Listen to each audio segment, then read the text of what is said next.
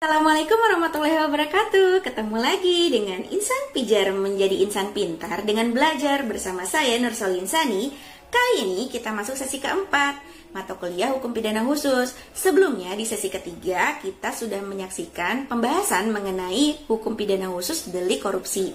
Di sesi keempat ini ada lanjutannya mengenai delik korupsi ini, tetapi lebih kepada formilnya. Nah, apa saja sih yang akan saya bahas bersama saudara di sini? Langsung saja yuk kita saksikan penjelasannya.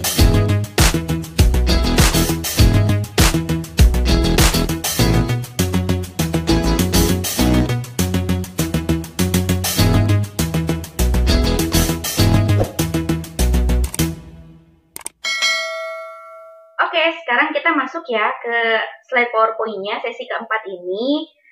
Dengan tema penyidik, penyidikan, penuntutan, dan pengadilan tindak pidana korupsi. Langsung aja kita masuk ke penjelasannya, nggak usah lama-lama. Nah, kita harus tahu dulu nih, landasan dari tindak pidana korupsi ini apa? Sebenarnya ada 3 landasan nih untuk tindak pidana korupsi. Ada landasan filosofis. Nah, kalau kita mau tahu landasan filosofisnya itu apa, kita bisa melihat dari konsideran menimbang dari setiap undang-undang. Mulai dari undang-undang yang pertama yang mengatur tentang tindak pidana korupsi. Tercantum dalam pertimbangan hukum dari masing-masing undang-undang yang pernah berlaku. Nah, ini bisa dilihat langsung dalam bukunya Prof. Rodiah seperti yang sudah saya taruh ya di slide PowerPoint, itu bisa langsung dilihat. Kemudian ada landasan yuridis. Nah, untuk landasan yuridisnya ini setidaknya ada 10 landasan hukum yang menjadi landasan yuridis. Mulai dari ketetapan MPR sampai peraturan pemerintah, dan lagi-lagi ini bisa dilihat langsung dalam bukunya Prof. Rodiah halaman 35 sampai 36. Yang terakhir adalah landasan sosiologis.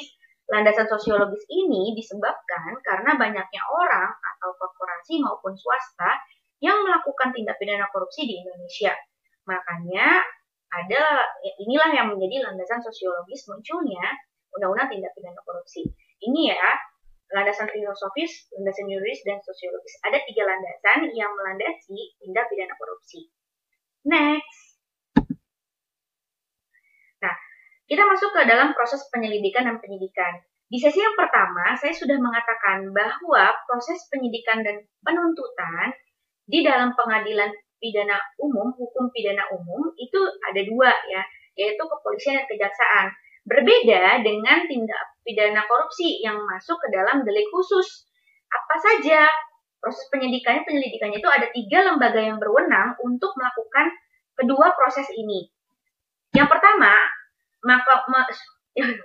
kebelibet saya ngomongnya. Yang pertama yang berhak untuk melakukan penyelidikan dan penyidikan adalah kepolisian. Ini mereka mempunyai dasar hukum, yaitu pasal 16 Undang-Undang Nomor 2 Tahun 2002 tentang Kepolisian Negara Republik Indonesia dan pasal 6 Undang-Undang Nomor 8 Tahun 1981 tentang Kitab Undang-Undang Hukum Acara Pidana. Kemudian yang kedua di sini ada kejaksaan. Nah, jaksa di sini ini berhak untuk melakukan proses penyidik dan penyidikan. Ada nggak dasar hukumnya? Oh, tentu saja ada, yakni pasal 284 Kitab Undang-Undang Hukum Acara Pidana, junto ya, pasal 30 ayat 1 butir D Undang-Undang Nomor 16 Tahun 2004 tentang Kejaksaan Republik Indonesia. Dan yang kedua adalah pasal 17 Peraturan Pemerintah Nomor 27 Tahun 1983 tentang pelaksanaan Kitab Undang-Undang Hukum Acara Pidana. Dan yang ketiga nih, yang sering sekali kita ketahui gitu ya, apa sih? KPK, Komisi Pemberantasan Tindak Pidana Korupsi. Nah, punya nggak sih dasar hukum seperti yang lainnya? Tentu saja punya, yakni pasal 6 butir C Undang-Undang Nomor 30 Tahun 2002 tentang KPK. Nah, ini merupakan proses penyelidikan dan penyidikan. Lembaga yang berwenang melakukan proses penyelidikan dan penyidikan. 1, 2, 3. Ya, ini harus diketahui. Oke, ini dalam proses tindak pidana korupsi. Dasar hukumnya jangan lupa ya. Sebelum lebih jauh kita membahas mengenai penuntutan atau pemeriksaan di pengadilan, kita harus flashback lagi nih. Kita flashback ke hukum pidana, perbedaan dari penyelidikan serta penyidikan. yang kita tahu mempunyai dasar hukum di dalam Kitab Undang-Undang Hukum Acara Pidana. Yang mana untuk penyelidikan dasar hukumnya pasal 1 angka 5, sedangkan untuk penyidikan pasal 1 angka 2. Apa sih itu penyelidikan? Menurut KUHP,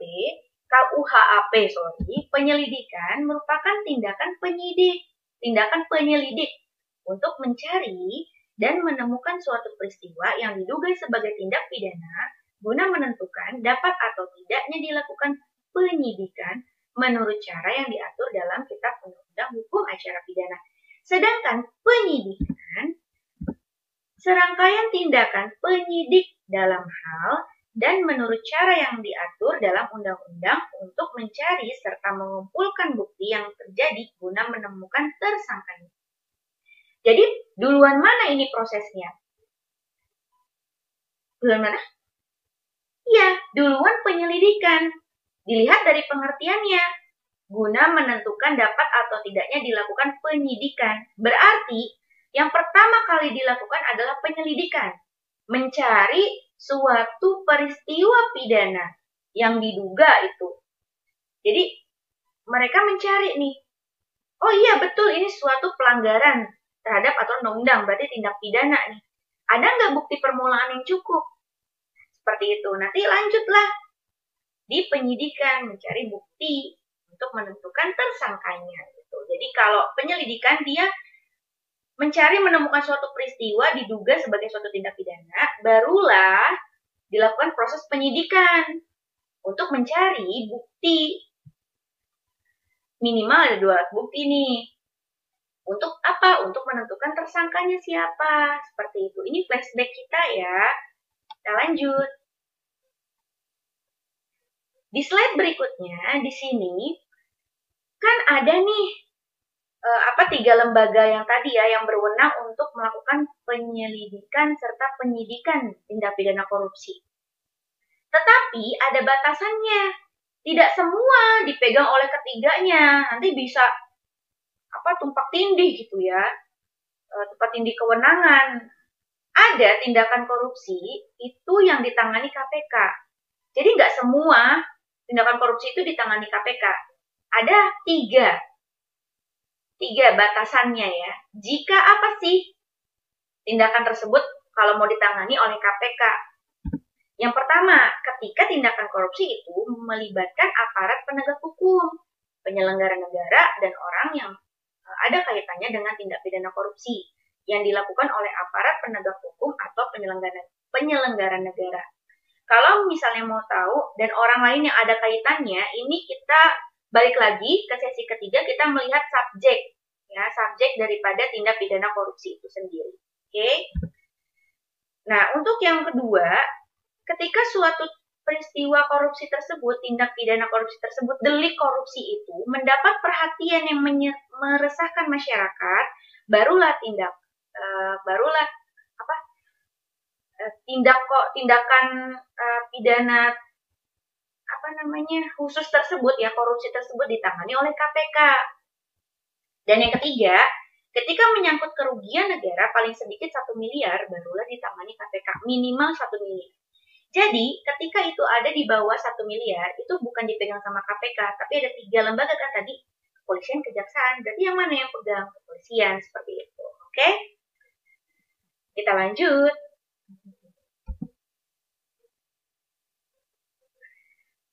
Di slide berikutnya, slide yang sekarang nih kita lihat bersama-sama, judulnya pemeriksaan kasus tindak pidana korupsi. Di mana sih letak pemeriksaan itu? Pastilah di pengadilan. Ada 3 pengadilan nih, 3 jenis ya pengadilan. Kok 3 jenis pengadilan sih? 3 kewenangan pengadilan ya tindak pidana korupsi untuk mengurus suatu kasus tindak pidana korupsi apa saja sih gitu kan. Jadi bukan 3 jenis pengadilan ya, tapi 3 jenis perkara yang dapat diadili atau diperiksa di pengadilan tindak pidana korupsi. Apa saja? Menurut Undang-Undang Nomor 46 Tahun 2009 tentang Pengadilan Tindak Pidana Korupsi, ada 3 hal. Yang pertama, ketika perbuatan tersebut merupakan perbuatan tindak pidana korupsi. Itu jelas sekali, ya. Nah, yang kedua, Tindak pidana pencucian uang, yang tindak pidana asalnya adalah tindak pidana korupsi. Perlu diketahui bersama nih, tindak pidana pencucian uang atau money laundering itu bukan suatu tindak pidana yang bisa berdiri sendiri. Dia harus didahului oleh tindak pidana lain, barulah disebut sebagai tindak pidana korupsi. Kebetulan, dia bisa masuk ke dalam peradilan tindak pidana korupsi karena tindak pidana yang mendahuluinya adalah tindak pidana korupsi. Seperti itu. Yang ketiga, tindak pidana yang secara tegas dalam undang-undang lain disebut sebagai tindak pidana korupsi. Di luar undang-undang tindak pidana korupsi, jika undang-undang yang lainnya menyebutkan tentang perbuatan-perbuatan yang disebut sebagai tindak pidana korupsi dalam undang-undang tindak pidana korupsi, itu juga termasuk ke dalam perbuatan korupsi yang mana nanti diadilinya dalam pengadilan tindak pidana korupsi. Seperti itu. Bu, terus bagaimana kalau misalnya ada seorang warga negara Indonesia yang melakukan tindak pidana korupsi tapi dia nggak ada di Indonesia? Nah, untuk seorang warga negara Indonesia yang mana posisinya dia sebagai pelaku tindak pidana korupsi, tetapi dia saat ini tidak berada di dalam wilayah negara Republik Indonesia, maka proses penyidikannya proses penuntutannya itu dilakukan oleh pengadilan tindak pidana korupsi pada wilayah Pengadilan Negeri Jakarta Pusat, ya, di Jakarta Pusat seperti itu. Oke, kita next. Kan tadi kita ngomongin soal pengadilan tindak pidana korupsi ya. Nah, kita sekarang masuk ke komposisi Majelis Hakim Tipikor. Pastikan hakim-hakimnya nih ada nih. Berapa sih hakim untuk mengadili tindak pidana korupsi ini ada berapa hakim sih gitu kan? Komposisi Majelis Hakim Tindak Pidana Korupsi ini berjumlah ganjil. Sekurang-kurangnya 3 orang hakim dan paling banyak itu 5 orang hakim. Terdiri dari hakim karir dan hakim ad hoc. Yang disebut hakim karir itu hakim yang bekerja pada pengadilan negeri, pengadilan tinggi, serta Mahkamah Agung. Sedangkan hakim ad hoc ini hakim yang bersifat sementara. Untuk komposisinya, jika hakimnya berjumlah 3 orang, maka perbandingannya adalah 2:1. Jika jumlah hakimnya ada 5, berarti perbandingannya adalah 3:2. Seperti itu untuk komposisi daripada hakim Majelis Hakim Tindak Pidana Korupsi. Di Undang-Undang Tindak Pidana Korupsi itu sendiri, kan kita mengenal adanya sanksi bagi pelanggar Undang-Undang Tindak Pidana Korupsi itu sendiri. Tetapi sanksi itu diikuti oleh pidana tambahan. Apa saja sih pidana tambahannya? Setidaknya ada 4 nih pidana tambahan. Yang pertama, perampasan barang bergerak yang berwujud atau tidak berwujud, atau barang tidak bergerak yang digunakan untuk atau diperoleh dari tindak pidana korupsi, termasuk perusahaan milik terpidana di mana tindak pidana korupsi dilakukan. Jadi, perampasan barang bergerak yang berwujud atau tidak berwujud ini masuk ke dalam perusahaan milik terpidana gitu ya. Jadi, kalau dia korupsi di perusahaannya, maka perusahaannya tersebut itu dirampas. Oke. Kalau berkaitan dengan barang bergerak yang berwujud maupun tidak berwujud, ini bisa flashback lagi atau melihat di pengantar hukum Indonesia ya. Itu membahas permasalahan hukum perdata ya. Kemudian yang nomor 2, pembayaran uang pengganti yang jumlahnya sebanyak-banyaknya sama dengan harta benda yang diperoleh dari tindak pidana korupsi. Yang ketiga, penutupan seluruh atau sebagian perusahaan untuk waktu paling lama 1 tahun. Yang keempat, pencabutan seluruh atau sebagian hak-hak tertentu atau penghapusan seluruh atau sebagian keuntungan tertentu yang telah atau dapat diberikan oleh pemerintah kepada terpidana. Nah, ini ya. Ini pidana tambahan untuk dijeratkan kepada pelaku kasus tindak pidana korupsi. Ya, ini perlu dipahami ya. Nah, selain itu, kita juga harus mengetahui ada beberapa jenis tindak pidana yang berkaitan dengan tindak pidana korupsi. Jadi, tindak pidana ini berkaitan nih sama tindak pidana korupsi. Di dalam Undang-Undang Nomor 31 Tahun 99 tentang pemberantasan tindak pidana korupsi, setidaknya ada 4 pasal yang berkaitan. Pasal-pasal ini merupakan pasal yang menyangkut suatu tindak pidana, tapi berkaitan dengan tindak pidana korupsi. Silahkan ya buka Undang-Undang Nomor 31 Tahun 99-nya di pasal 21, 22, 23 sampai 24. Oke.